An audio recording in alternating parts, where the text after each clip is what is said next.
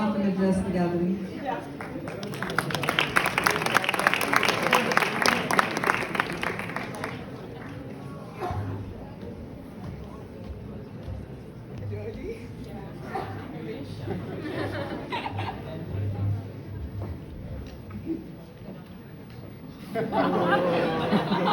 Always wanted to drink that water.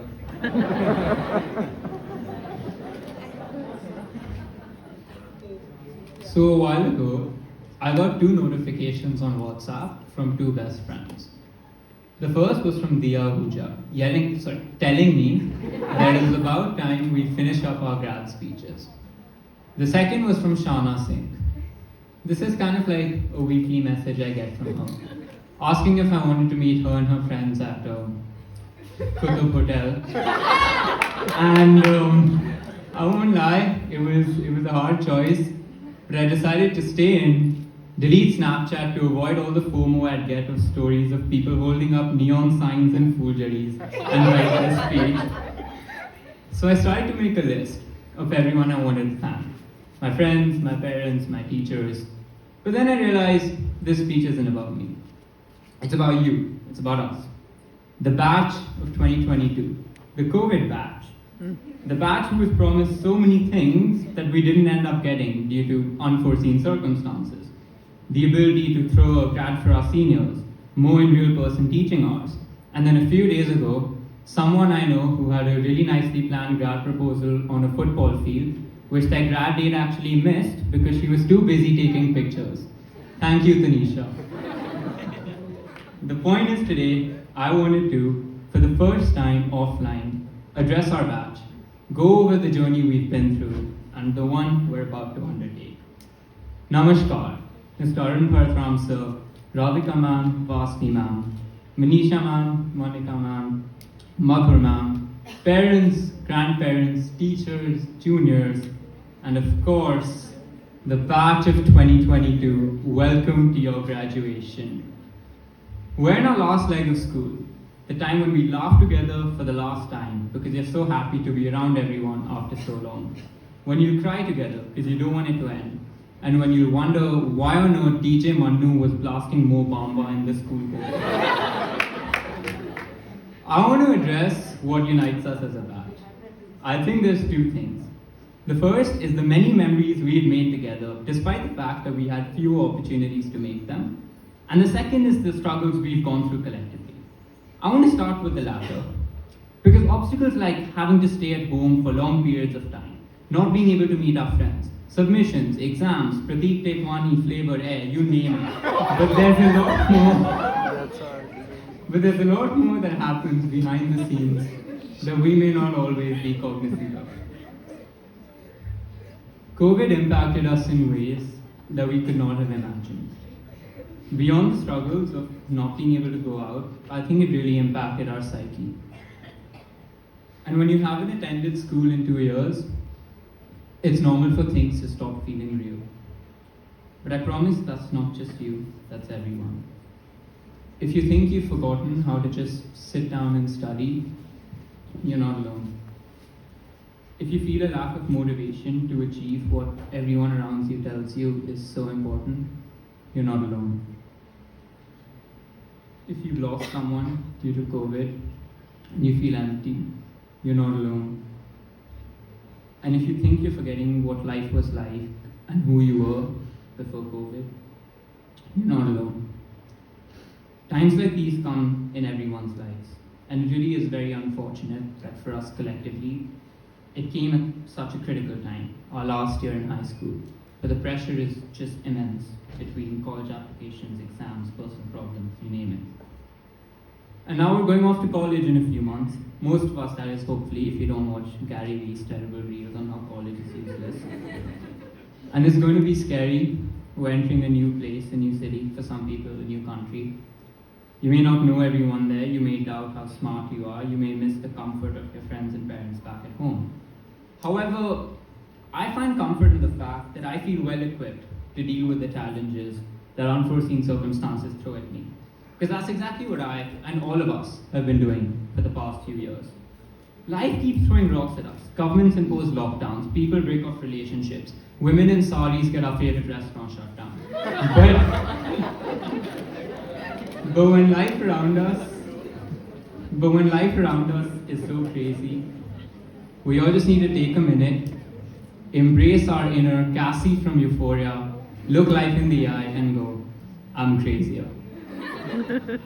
I'll tell you a story about myself. A while ago, I was personally struggling with a lot of stress and time management, so I decided to listen to some podcasts that I thought would help me. And I approached these podcasts the way that most people approach AP Dilla music.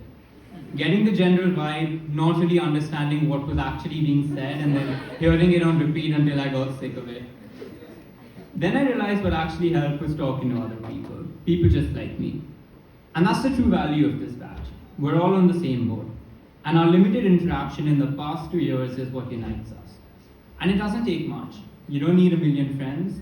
All it takes is 1 or 2 people who truly understand what you're going through. Now I'll tell you one more personal story. This is something that has always inspired me. A constant source of strength that uplifted me whenever I was down, and all I had to do was think about it. Aditya Mehta's t-shirt. Let me explain. It's actually his sister's, and it's 3 sizes too small. Mehta keeps getting bigger, and the t-shirt keeps taking more stress. No matter how many times Abhilasha ma'am worries about the structural integrity of that shirt, it just keeps going. After every workout of his, it just sits there, stretches to its greatest ability. And one day, if it does break, if it does tear, that's okay. Because I'm sure it'll take the form of a new shirt, hopefully of a slightly larger size, and realize how to better face its struggles. And that's a lesson we need to take back. Not be afraid of failure, not be afraid to fall down, because that is inevitable, but just to know how to get back up. The batch of 2022, it's time to talk about us. I'm not gonna lie, you guys terrify me. From stickers of Thanos that go around WhatsApp groups that creep their ways into my nightmares even today, Captain America Civil War has nothing on the batch of 2022 Civil War that arise out of forgetting how someone's name is spelled. IB2 and our tradition of sending an email to Anjali ma'am at least once a month to get exams postponed or syllabus cut. I am 90% sure my emails go straight to Anjali ma'am's spam folder at this point because of how much we whine about everything. But don't worry, Anjali ma'am, I won't be sending any more emails because we have a lovely community behind our batch which does that for me now. I won't send any more emails, but I will say this. Non-exam route, please.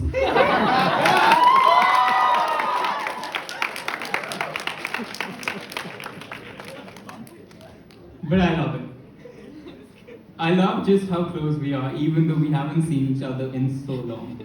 The other day, I was roaming around school during break, and I saw Mathur and his friends playing this catching game. And apart from the fact that Abini was clearly cheating throughout that game, it made me realize just how much I'm going to miss the comfort that school's given me. It's always the little and seemingly insignificant memories that we may not even think twice about that make this place feel like home. And these are memories I would not give up for the world. And these are memories which have actually taught me a lot, and I'm going to share some of these learnings with you. When Vardhan got kicked out of class, he went to the neighboring classroom and then crawled back in through the window. That taught me the power of resilience. When Aadir, for no reason whatsoever, chose to punch a moving fan, that taught me the power of knowing your limitations. When during the SUPW trip, 14 of us tried to sleep in a tent meant for 4 people, then got caught and then pretended to be asleep, that taught me the power of solidarity. When during that same trip, like Dia said, a cow got in and defecated in Kabir and Jaisal's tent, that just taught me some things are out of your control. And my personal favorite, when Mahir got detention for organizing election stickers in the shape of a Nazi flag, That just taught me to think twice before doing anything.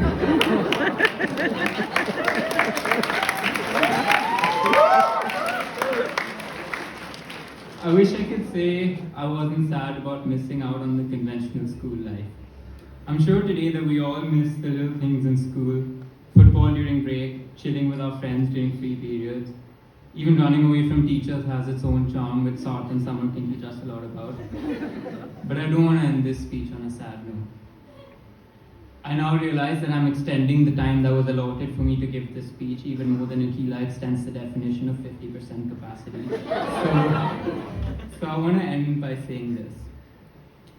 I know I've spoken a lot about the struggles we faced, but now I want to offer you and everyone a way out. At the end of this speech, I ask just one thing from all of you, stemming from what Arun sir spoke to us about. I want you to identify just one person who you truly trust. It could be a friend, a parent, a teacher, preferably not a boyfriend or girlfriend. I don't know how long that'll last, so don't fix each other. But I want you to identify this person. I want you to go up to them, give them a big hug, and show them you'll be there for them no matter what. No matter how long it's been since the last time you've seen them, no matter how far you are from them physically. And I want you to honor that promise. I want you to look them in the eye, this time embrace your inner Maddie from Euphoria and go, you're my soulmate. Thank you.